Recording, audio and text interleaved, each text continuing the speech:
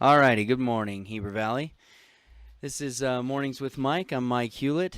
We had a little bit of a hiatus on Monday, so we apologize for that. We had some technical difficulties, as it were. It was mostly some scheduling issues that hadn't faced before, and did what I could to find somebody to take over for me for the day, and just couldn't find something that would work. So unfortunately, we were not able to be on the air on Monday, but we're back now. So we apologize if you tried to tune in and there was nothing there but music. So, well, I want to welcome you to the program. The time is 9:02.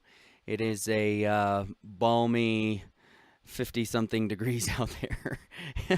I drove through a blizzard yesterday, and what says June 17th in Utah better than a nice whiteout blizzard? So, yeah, I was not impressed, but hopefully things will start to warm up now after this. But yeah, it's been pretty crazy weather. So we're gonna jump right into this. We've got a great show. We've got some wonderful guests today. The top story, of course, the story on everyone's minds, I believe, right now, is this Rainbow Family group. We're trying to figure out what they are, who they are, what they're all about, and luckily we have the Wasatch County Sheriff's Department here to kind of help us know what's going on and what we can expect and what we need to look out for and all that good stuff. So whether there are benefits or disadvantages, I mean, I think most of us are still pretty in the dark. There have been a few news stories that we've heard on KSL and various other sources that have talked about it a little bit. But yeah, I think we're all kind of wondering what we're in for. They're anticipating estimates as high as 20,000 people. That's a lot of people. That's 70 or 80% of how many people live in the valley itself. So we're about to double, and we've got to figure out what to do about it. So, all right. Well, we're going to welcome these guys to the show. Thank you so much. We have with us Jared Rigby, the Wasatch County under sheriff, and then Officer Gardner is with us as well. So thank you so much for being on the show. Feel free to bring that mic up real close because they won't hear you otherwise. So welcome. Thank you for being on the show. Thank you very much. Yes. Brian Gardner, longtime resident of the county, he serves as one of our lieutenants at the office. Okay, great. And so he's over the patrol division and has dealt probably of all the administration most with kind of the operations of how we're responding to this rainbow gathering. And so he's the guy that knows what's going on. Yes, sir. Excellent. Thank you so much. I really appreciate it. I know your time is valuable, and you said you guys have pulled an all-nighter, so thank you so much for taking the time to be with us. It's great to be here. Thanks for inviting us. All right, so just kind of give us a rundown. I mean, what is this group? Who are they? Why are they here? What are they trying to accomplish? Yeah, so this is their official name is the Rainbow Family of Living Light. Basically, most people, they even call themselves just the Rainbow Group, the Rainbow Gathering. They are a group that has existed for at least 25 years or so. Their stated purpose, in their words, is that they're trying to provide their members opportunities to get together and further their own ideals.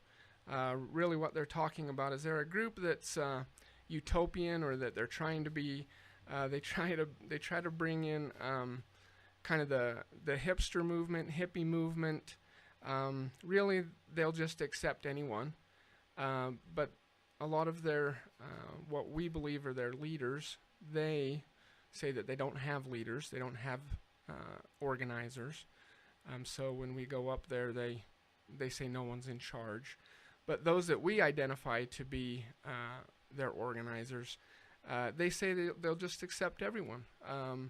And so what that does is it creates quite the conglomerate mix of people Sure.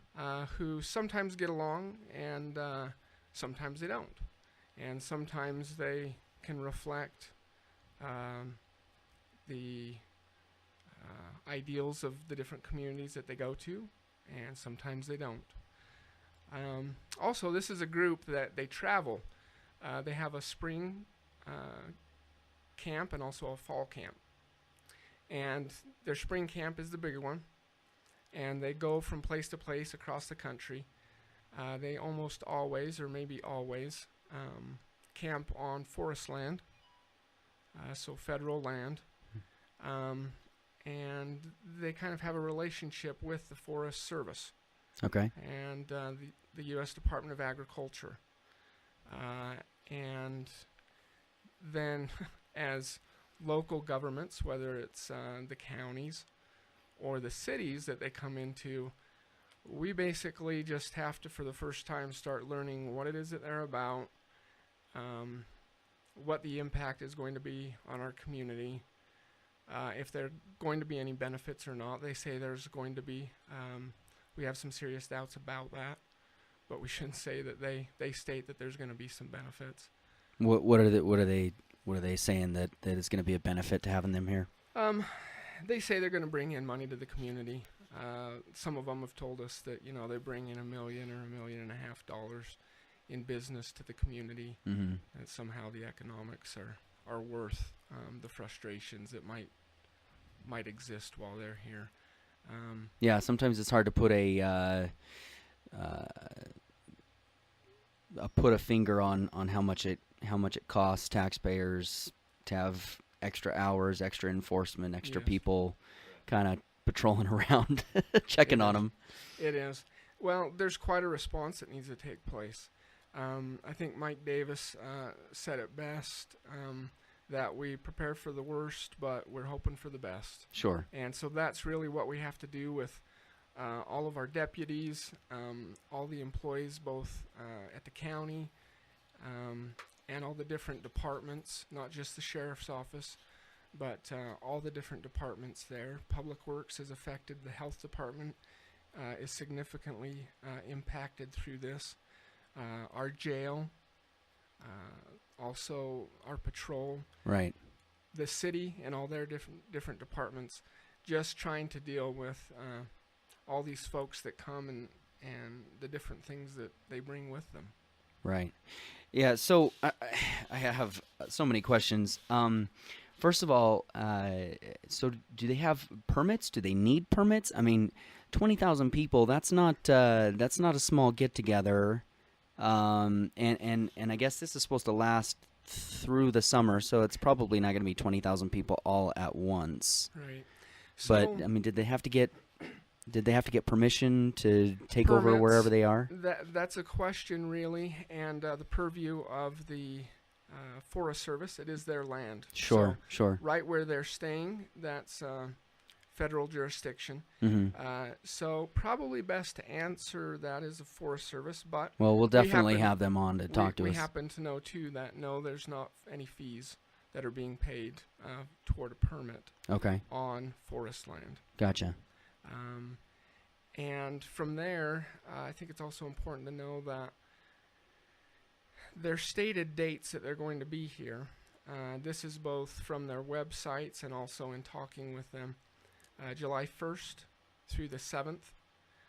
We are expecting them to really start showing up in numbers around the 27th, 28th of June, Okay. somewhere in through there. So they're really only supposed to be here for a week?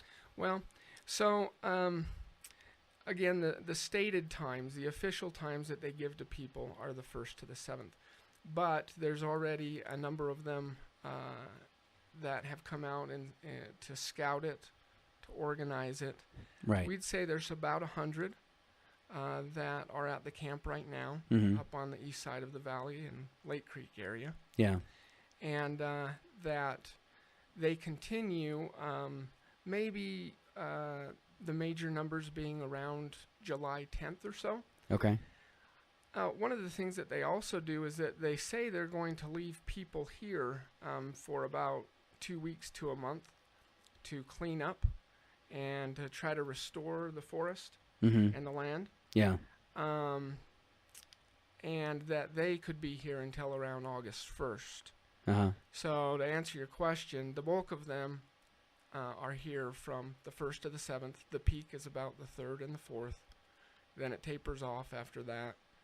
And apparently some of the locations that they have been previously say there are still some of the Rainbow Gathering that continues to stay in their community. Oh, okay. Small numbers, Sure. very small numbers. But at the same time, like we said, somewhere around the end of July, beginning of August, that's when they're telling us Yeah. that they plan to be done on the forest up there, done cleaning, and that they're going to go home. Gotcha. So, I mean, have you been in contact with other communities that have dealt with them? I mean, to kind of figure out, I mean, what's their track record? What's it going to be like? I mean, that's a lot of people. I mean, they said that they were in Utah last, I don't know, 10 years ago or something like that, and it was a much smaller group. But they still had a number of arrests and a whole lot of citations and issues with people throwing rocks at police officers. Were they friendly to you when you came up? They were definitely friendly to us. Pull that microphone a little bit closer. When we went into the camp, and we've been in the camp 2 to 3 times. Just a little history. I spoke to the undersheriff for the Beaverhead County Sheriff's Department last week. That's where the gathering was held last year in Montana. Okay. And he stated that there was about 10,000 at the peak time, which is about July 4th. Okay. And so hopefully their estimates are a little high. Hopefully, Yeah. hopefully that's what we're hoping for. Maybe this weather might keep a few of them away. So we've been in contact with the agencies that's hosted this before, or where they've been before. So we kind of have a background of what they're about and what happened. And Sure. So we've got an idea of what to kind of expect, but we don't know everything. Yeah. So were there problems? Oh, definitely. Significant problems in Definitely, they Montana? had numerous problems of in the communities of petty theft, panhandling, lewdness. They had some medical issues at the group itself. Now we've already had a little bit of that. Yes, we have. We've had a medical issue already. This past Sunday, we had a 39-year-old female who passed away while attending the gathering. Uh-huh. Doesn't look to be a suspicious death by any means, but it's still under investigation. So, by the medical examiner's Yeah. office. Well, 39-year-olds typically don't just drop dead. Correct. She did have some prior medical history that Okay. would lead us to believe that this was probably a natural death at Genuinely this point. a Yeah. medical issue. Okay, so, obviously we do live in a pretty incredible place. Of course, we have crime here, but I think it's far from rampant. I think a lot of us still leave a lot of things unlocked. We still leave a lot of things unattended. We mostly trust each other that we're not going to take advantage. We have break-ins from time to time and things like that. And you guys there's probably more going on than most of us are aware of. But for the most part, we're a very, very safe community. What do we need to do differently while these people are here? We just need to be more diligent, especially growing up here. Like you say, we never locked our doors. We never took the keys out of the cars. We trusted everyone. Right. And especially from now for the next few weeks, I feel the citizens of the community and the county need to be aware that they need to be more diligent as far as locking their doors, making sure that their vehicles are secured, to where we've had reports from other agencies such as Beaverhead saying that you'll have people get a ride into the community, and then from there they will try to locate an open car and take that car and take it up to the gathering as a form of transportation to get there. Right. So the citizens really need to be aware. We don't want to scare them, but we just want them to be vigilant and to be aware of what's going on around them, and to keep better care of their belongings and their property at this point. Sure. Yeah, it's from what I've been able to glean from what I've read and tried to research, anytime you have a group like this, there still is a main kind of, like you mentioned, there's still leadership. There's still people who are organizing and things, and people who are really buy into what they believe, but they've got funding. I mean, somebody's paying for this to happen, and of course, in a situation like this, you have a lot of people who have a tendency to kind of glom on to just say, oh, hey, here's a group of people that are going to be really nice to me. I'm homeless. I don't have anything. And I'm just sort of going to kind of ride their coattails to these different things. And they don't necessarily believe in the peace, love, and harmony and whatever. So I would have to imagine that you have to expect there's going to be a certain amount of kind of criminal element that really doesn't buy into the whole ideals of the group. One of the things that we've been told, both from jurisdictions that have had to deal with this before, and also by the group themselves, is that there's you can kind of put them into two different smaller groups, and that they might come in two different waves. It's something, Okay. One of the scenarios that we're kind of preparing for. One, the first is a younger group, the ones that basically they don't have things that tie them down wherever they call home. They don't have a job necessarily, strong family relationships. Basically, that's what some of their group has told us, and so they're more. They're even more wanderers than others, more transient than others. Okay. And so they want to arrive early, and they want to get the best spots up at camp that they can. So they come, but they're also the ones that stay longer. Sure. They're also the ones that They don't have anywhere else to be. Right. Yeah. Apparently, they're the ones that you're going to see panhandling more. Panhandling being that they're going usually to businesses, the grocery stores, the other stores in the area, gas stations, and that they're asking for handouts. Mm-hmm. Some of the places where this group has been before, they say that can turn aggressive. So aggressive panhandling, which to us is basically these folks more getting in your face.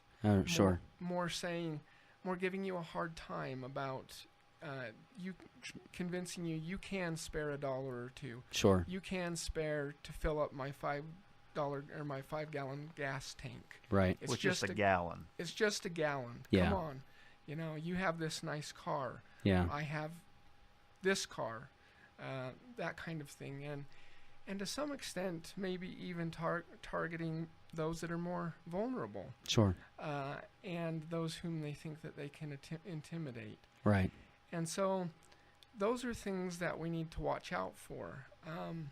There have been some incidents that have occurred up at the site itself.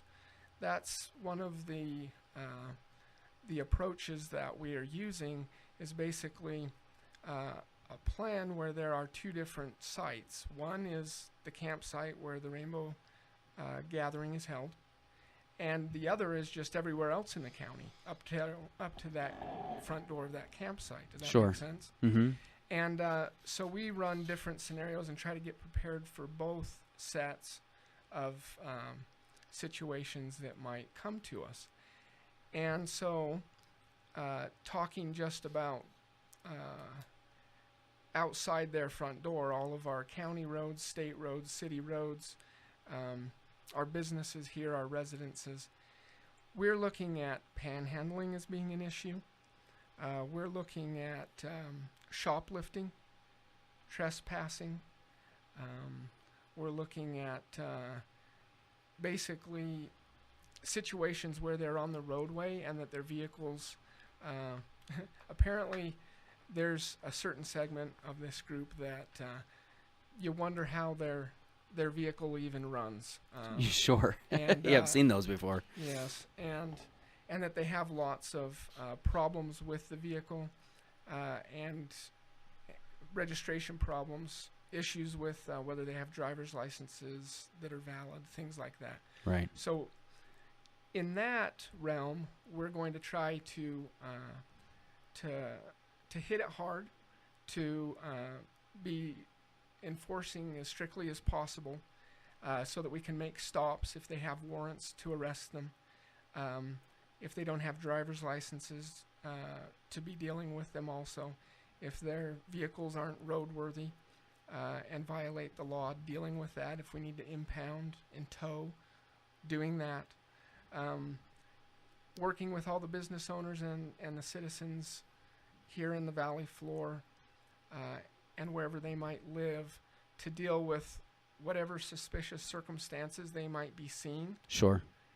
Really, we encourage people, if they think it's an emergency, to call 911. Okay. If they think it's non-emergency, but they still are concerned and want law enforcement to know, please get hold of us. Just call our dispatch center. That's 654-1411, correct? Yes. Area code 435, obviously. Exactly. Just real quick, again, just want to let everybody know that we're talking to Chief Deputy Jared Rigby and Lieutenant, is it? Yes. Lieutenant Brian Gardner from the Wasatch County Sheriff's Department. Do we have ordinances against panhandling, things like that? I mean, is that something that, I mean, if we start getting hit up by people, should we be calling someone or should we just be ignoring them? Obviously, if they get aggressive, then definitely someone needs to call. But I mean, what do we do there? Okay, so in the county, there's not one. Okay. But regardless of whether Is there one in the city? Do you know? I don't know right off. Okay, we'll find out. But regardless of whether you think that the law applies or not, or whether there's something specific, there's a lot of other things that do apply. Maybe the person is being disorderly. Maybe the person is intoxicated or under the influence of drugs, and we can deal with them that way. If nothing else, we can just go and talk with them, find out who they are, let them know that their presence here is not wanted, and that it's best for them to move past the business or the residence or whatever contact they're having that our citizens don't appreciate, if that Sure. makes sense. Sure. So, regardless of whether we think that, our citizens think that there's a certain law that applies, please do call us. We want to be helpful. We want to be there to help in taking care of these things, and just let us know. We'll get there as soon as we can. Is there a history of violence at all? Is that something that we need to be concerned about? There could be, yeah. There, like Jared says, there is a history possibly of aggressive panhandling. Mm-hmm. There's also been a history of assaults. They still have 5 unsolved serious aggravated assaults in Montana that they're still trying to determine who the suspect is, and those cases are still open. So Was there that is against each definitely- other? Yes. Okay. Yes, against All right. members in the gathering. Sure. So So really, that falls into the two different groups that we've talked about. Right. Yeah. The people up at the people at the camp, and then the people that are kind of percolate out of the camp. How the community is impacted Sure. is the other group. Right. one other thing that we've been told is possibility of damage to the personal property, which we consider criminal mischief. Of course. Let's say, for instance, they approach someone and you don't give them whatever they're asking for, whether it be money, food, whatever the case may be, and as they, you're in front of 7-Eleven or the One Stop, as they walk by your car, they might, smash a window, they might key your paint, do something like that. So there's that behavior also that we've been notified of. Gotcha. This issue, we're talking a little bit about panhandling here. So let me just say that part of it is it can be difficult for our community on one hand, or some very kind people that are here, to want to reach out and Sure. to do everything they can to bring these people in, to provide them the cash that they're asking for, to provide them the food that they're asking for, the gasoline, the transportation, on and on. And that is a noble thing. And our community, from the very beginning, has been built on this premise. That's just how our forefathers were were raised Right. was to take care of others, to treat them equally, Sure. to be courteous and fair to everyone. We need to continue to treat everyone fair, equally, courteously. We're all going to do that. We all understand that. At the same time, what we're asking, or what we're trying to draw attention to, is that this group, from everything we've been hearing, we need to be more careful than maybe what some of us have been in the past. As far as some of this group, not all of them, I don't want the impression given that we're saying this is the whole lot, Mm-hmm. but there's a part of this group that they prey on those that are vulnerable and those that they can take advantage of. And so while we need to find the balance of, even as a person or as a community, trying to help, we also need to be careful not to enable Mm-hmm. to the point that the grandparents in this community, the older folks, or the very young, are put in situations that they can be compromised. And that's what we're meaning by the vulnerable. Well, I was thinking of that very situation. I can sort of envision a situation where, you're a full-grown guy there just going to get gas or whatever. They're not going to bug you, but the car, a couple of cars away from you, maybe an elderly couple or somebody that's young, they're getting harassed.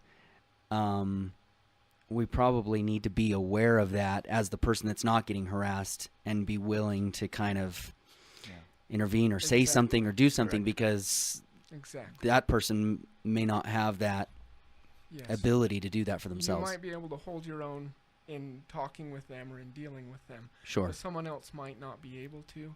And so we just need to be cautious and wise. Please don't misunderstand us. We're not saying don't help them out.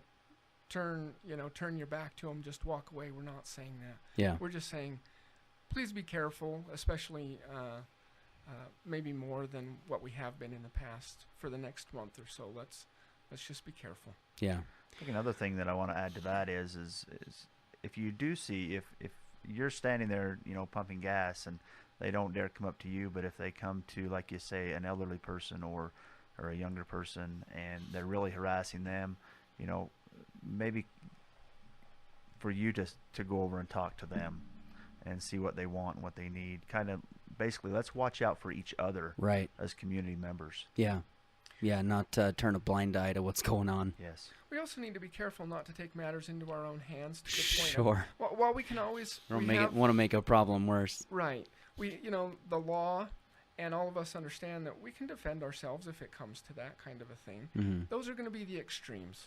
Yeah. And we can't just hopefully that doesn't happen that's at all. Right. We can't just dwell in all the scenarios of the extremes, the far edges of what might happen.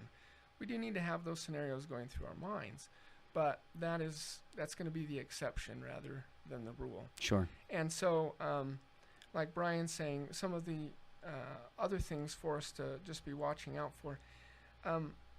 We've been told by other jurisdictions that have dealt with this group, be careful, citizens, not to just travel up into their camp just for mere interest's sake. There's a lot of people that are curious and are interested, and that's public land up there. And one of the conversations, Brian and I, the sheriff sent us up to initially make contact with them. Part of our conversation with them, and really for me to do this, to be fair, I should say what the whole conversation is, and so let us do some more of that through this conversation. But let me just say here that part of our conversation with them, it was this community, these people here, they have sheep up here, they have cows up here. This is their property that borders the land that you're on. The water up here is not yours. If you touch any of those things, people around here are going to be very upset about that, and they're going to want to do something about it. What we're saying, so we've given them that message. Okay. All right. And we've put them on notice. Sure. at the same time, where people are seeing that that the concern or the threat in dealing with these folks, say you're at the gas station, you're seeing this thing unfold, or the grocery store, or Right. anywhere. Call us. Yeah. Call 911 if that's how you feel. Call the 1411 number. Call us on in any way that you can. Get hold of us. We'll be there just as soon as possible. And there's going to be a lot of us that are close. Yeah. Let us come and handle the, okay, this guy is out of control, or that kind of thing. And we've already told them what it is that we're going to do. We told them there's going to be strict enforcement. We told them that we're going to be taking people to jail. There is this tolerance. It's not a high level of tolerance. Sure. All those things have all been communicated to them. So I hope that the community feels like, as individuals, they personally don't have to do that, because at the sheriff's direction, we've done that for them. That's great. That's great. So now you mentioned that we're going to have, before the show, you mentioned that you're going to have a public forum, or a kind of a public information meeting. When is that? What's going on there? It is. It's this Thursday, 7 p.m. at the high school auditorium. Okay. This is a meeting that's meant to give information to the public. Anyone and everyone's welcome to come. This is both the Forest Service and all the groups that fall underneath them that will be there, and also the county manager's office has been working to put this meeting together. Okay. So we're planning on, the sheriff's office is planning on being there, Mm-hmm. the police department's planning on being there, Chief Booth and his guys. So law enforcement will be there, but it's not just law enforcement. This is the different county departments that might be affected. You know, we haven't talked a lot just because of our conversations hasn't gotten to it yet, but our health department is going to be impacted a great deal. Right. Everything's going to Our public works be are strained. also. And so those folks want to be there to be able to answer your questions and help and tell you what it is that they're doing to cope with the situation also. That'll be great. So everybody that's worried about the situation, everybody that wants to learn more, definitely make that a priority to attend that meeting, 7:00 this Thursday at the high school auditorium. Go and find out. We're especially interested in wanting to reach out to business owners, Sure. and also to private property owners. A lot of these folks, as they're traveling up to this camp, they've put it out on their websites, the directions how to get there. They've told them all the directions, okay? Right. So they've told them how to get there from the far east side in the Mill Hollow area. They've told them how to get there from Center Street and Heber. They've told them how to get there on 1200 South. I mean, we're not saying anything new. They've already done all their scouting and have put out the information. Mm-hmm. Yeah. And so any private property owners, any residence owners, whatever, if you think that your property, you might have a concern, or they're coming along your property, or it might be impacting you somehow, please come. There's going to be time for questions. Hopefully we can get your answers that night, or we'll go and do the research so that we can. Yeah. Okay, that'll be great. One last question for you, and then I'll let you gentlemen get back to your business. So, like you've mentioned so many times, this is federal jurisdiction. It's National Forest Service. Are they going to have a contingent of officers or something there, kind of monitoring the group, paying attention? What's going on there? They do. They're bringing in numerous officers from throughout the entire nation. They're going to have a large, very large law enforcement presence, particularly at the gathering Sure. itself on their jurisdiction. So they're bringing in canine units. They're bringing in mounted patrol. They're going to have some horses, men on horseback, and also ground units. They've also got access to National Guard resources, such as a helicopter from the National Guard. Okay. So then they will be there in force, and we'll be there to support them also. Okay. So they won't be just up there kind of free to do whatever. I mean, if it ends up being 20,000 people, that's going to be a hard group to monitor everybody. But at least they'll know that they're there and Correct. be watching. We're really, to be frank with it in the numbers, the 20,000 number comes from previous years, Okay. and just how it's been in the past. Mm-hmm. The most apparently that they've received, this is from them, so it could be somewhat inflated. I don't know. It could be accurate. Is 33,000. Let's hope it's not that. We don't think that we're in that realm. Yeah. We're doing everything we can to plan for the 20,000. Yeah. But our number that we're really thinking that it's going to be around is in that 10, 12,000 number. Yeah. That's what we think is more realistic. Let's just keep that snow coming, and then no one will show up. Yeah, absolutely. That's what we understand in 2003 when they were in Summit County. They were really upset because it did snow upon them. Sure. So Sure. if anybody has some pull out there with the weather, we'd Yeah. really appreciate maybe some snow over the next couple of weeks. Sure. Absolutely. Well, the way this summer's been going, I wouldn't be surprised to see a little bit more snow in the forecast, especially if they're up a little higher. So, well, thank you so much for being here. I know it took a lot of your time. Thank you for helping us stay informed and be aware of what's around us. And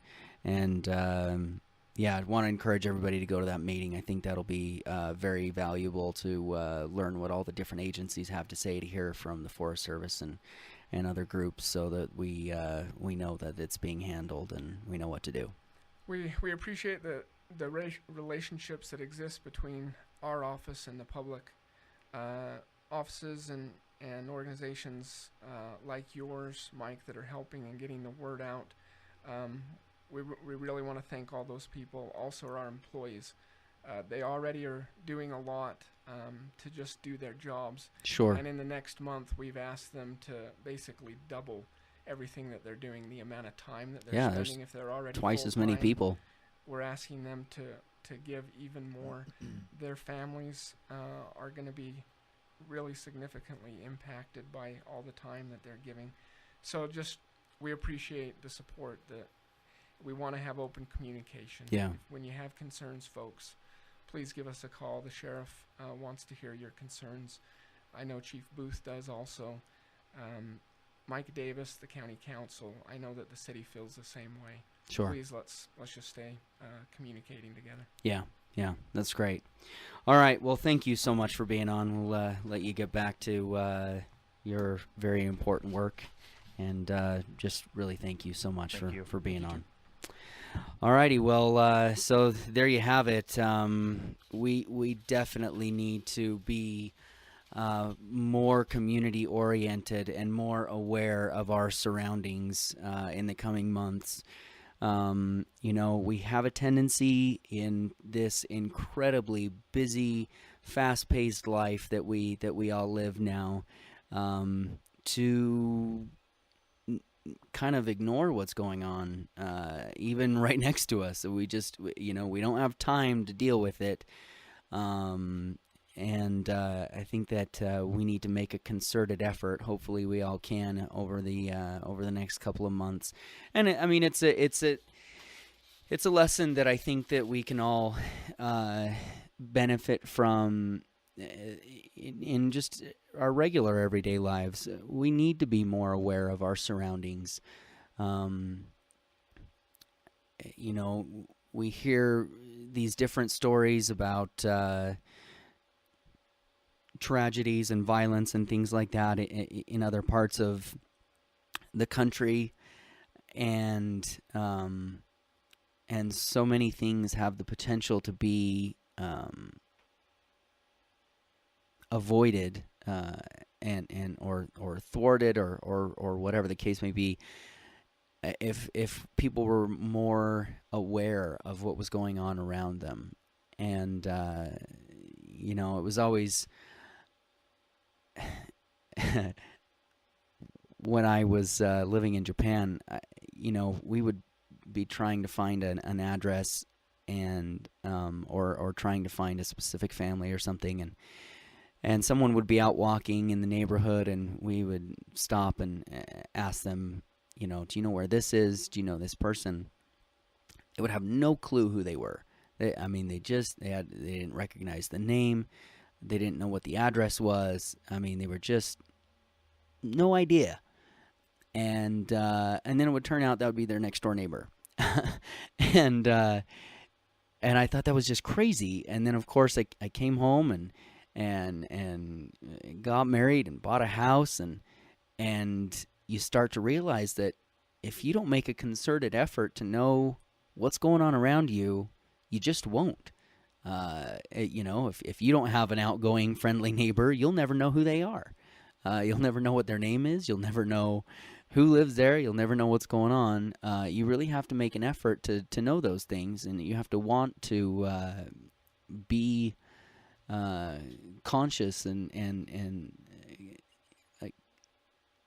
you have to want to be social and want to know who's around you and what's going on.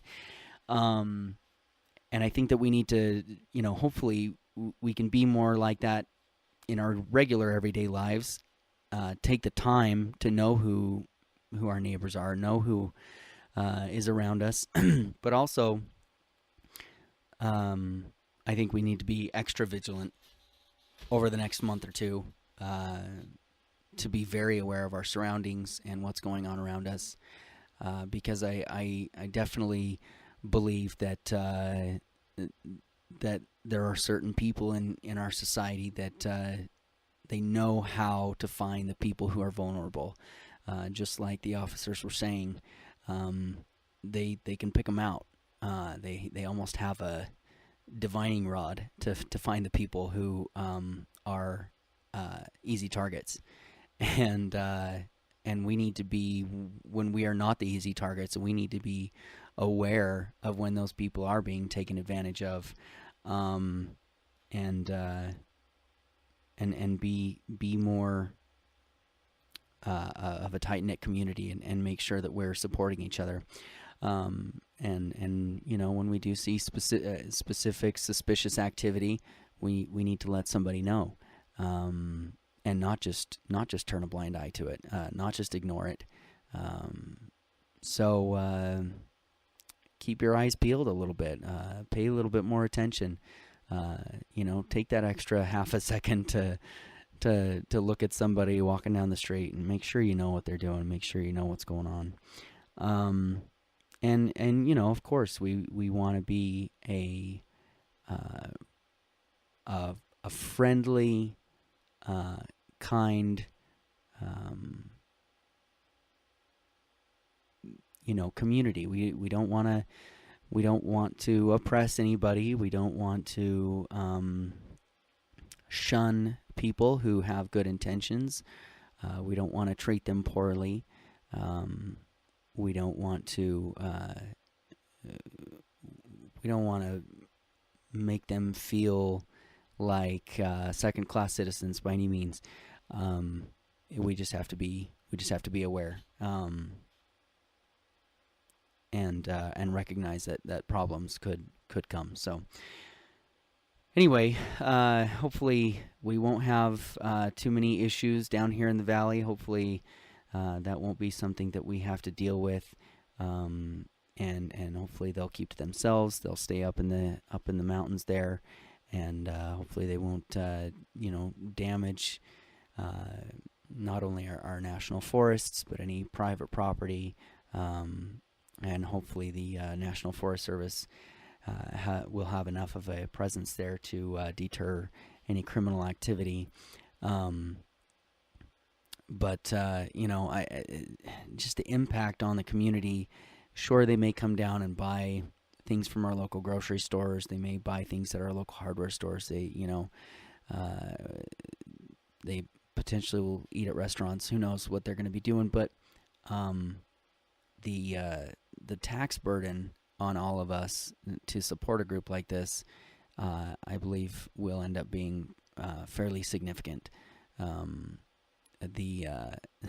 law enforcement will be spending extra money. The money that they get, the money that they earn, does not grow on trees, unfortunately. that money comes out of our pockets. And if they're having to pay people for overtime, we're having to pay people for overtime. The National Forest Service is going to have all these people they're bringing in and helicopters and all that stuff. That's not free. That costs money. It costs money to keep and feed those horses. It costs money to keep and feed those officers. It's going to be an expensive burden on our community, and so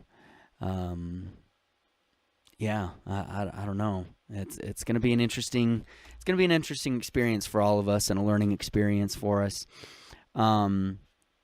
We will make an effort to have a representative from the group on the show, coming up here in the next week or two.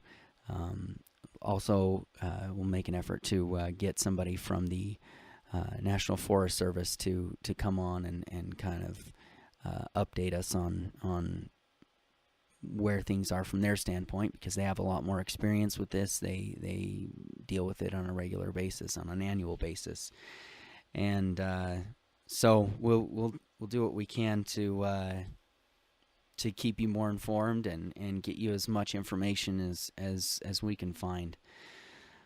So if you have any questions or concerns, again, make sure that you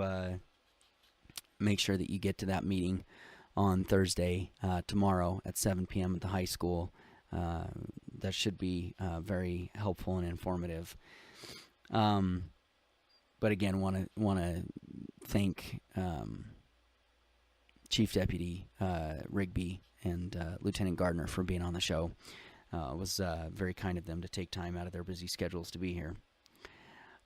All right, so we'll get on to a couple of more things. I guess we ought to let you know what the weather's going to be like, since it's been insane lately. So we'll pull that up here in just a second.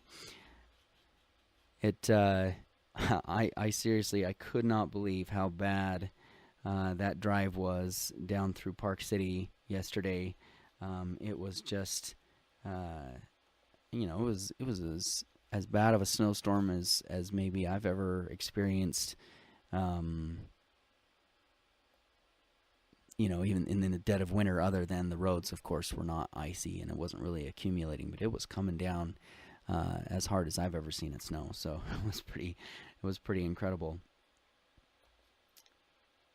We have the official first day of summer coming up next week, so we'll make that official pretty quick.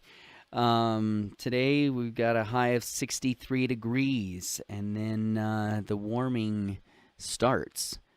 Tomorrow it will be 74. By Friday it's 82. Through the weekend it'll be low 80s and no rain or snow. So it'll be a beautiful week, and that may bring in a lot more rainbow people.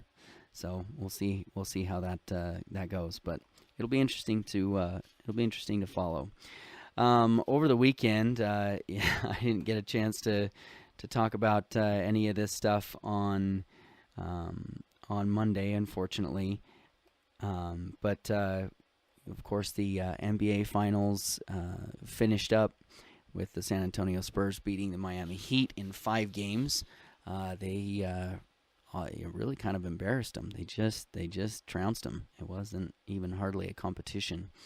USA Soccer finally got over the Ghanaian hurdle yesterday, or day before yesterday, and defeated Ghana, who had knocked them out of the 2 previous World Cup events. And so they finally got that monkey off their back, and now they're on to face Portugal, I believe, on Sunday. They suffered some injuries to some of their main players, so that's it's going to be, hopefully those guys, especially Josie Altidore, will be able to recover from his hamstring problems and be able to continue to play with the team, because that's a big mess there if he is not available. the NHL Cup, the Stanley Cup, was finished up as well, and the LA Kings beat the New York Rangers for the Stanley Cup win. Also, I believe in 5 games. And Martin Keimer won the U.S. Open in golf. So there was a lot of stuff going on over the weekend in sports. So it was, if you're a sports fan, it was a fun weekend to pay attention to. A couple other things I wanted to get to. If we can talk about religion here for just a little bit, we obviously have a predominant religion here in the Valley, that being the LDS faith, of which I of course am a part of. There's been so much notoriety lately over a group of women who are members of the church who are desperately trying to convince the church leadership to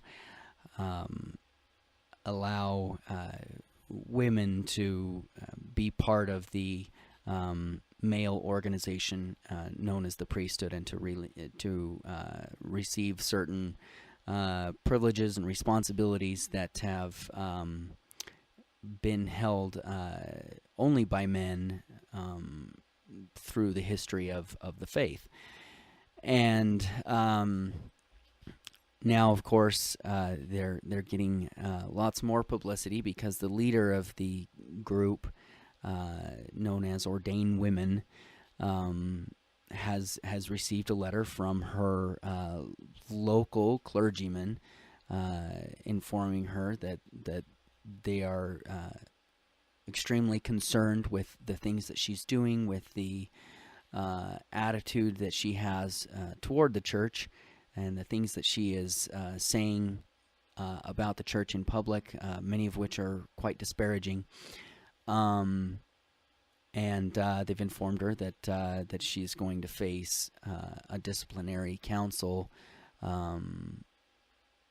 by her local church leaders to discuss her activities.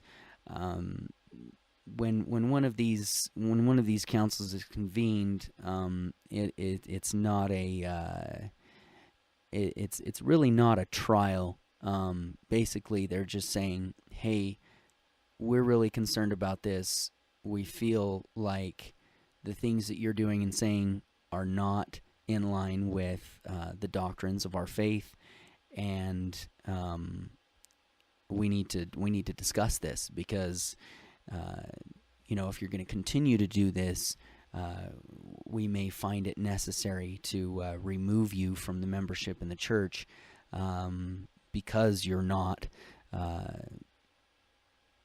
upholding the standards and beliefs that typical members of the church hold dear. And there's just the media just love this stuff. They've just been playing this stuff up like crazy, and every time this woman wants to say anything, she's front page news, because they just eat it up. They love controversy. Certain news outlets love stories that disparage the LDS faith, and I think that ultimately, what most of us want is the freedom and liberty to live as we see fit, as long as the way we live does not negatively impact anybody else. And I think that putting this kind of pressure on any organization, religion or not, to try to take away their freedom to live a certain way, to believe a certain way, to worship a certain way, is a very slippery slope.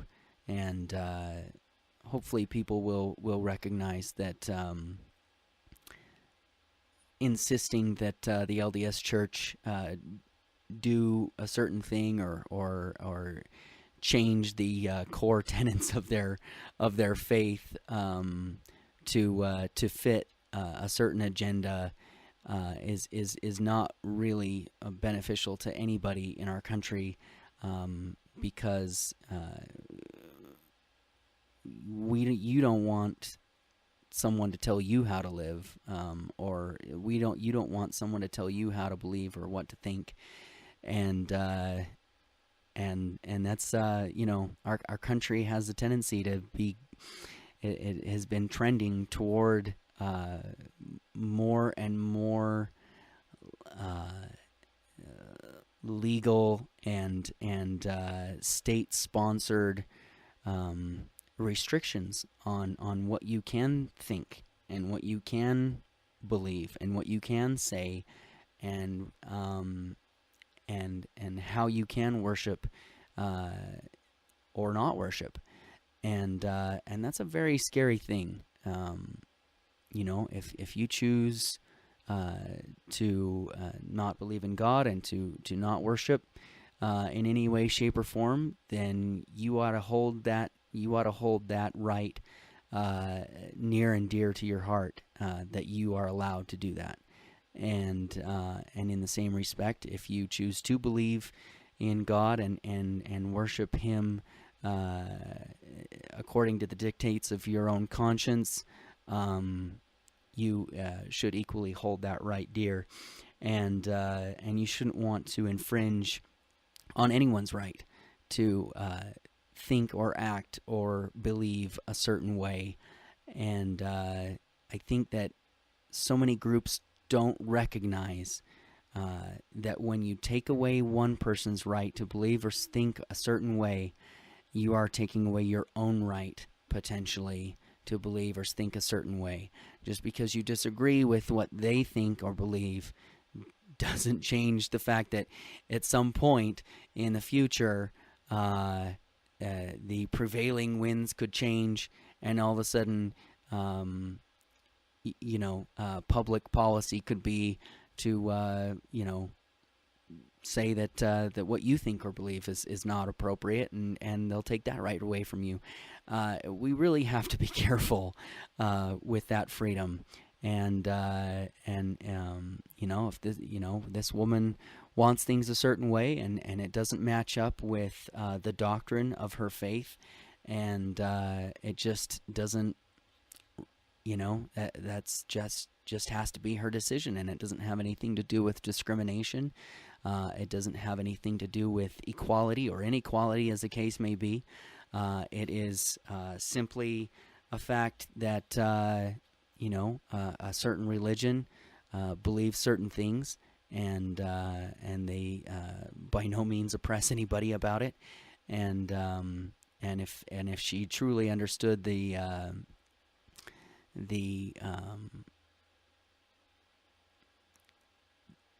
real emotion and the truth behind that concept, I do not believe she would be fighting this fight. But these people want to fight against their faith, and the faith has every right to say, hey, we're not going to let you sit there and try to tear us down from the inside. If you want to sling arrows at us, it's going to have to be from outside of our ranks, because it's not doing anyone any good for you to sit there and attack us from within. So anyway, that'll be an interesting thing to continue to follow. It's that kind of stuff has happened from the beginning of time, and will continue to happen. So unfortunately, we are out of time. I really want to thank you for joining the show today. Thank you for being a part of it. Again, this is Mornings with Mike, and this is KTMP 1340 AM, Heber City, Utah. And next week we will hopefully have some of the candidates that are, elections are currently being held. You can go and vote early If you want to, and then of course Election Day will be next Tuesday.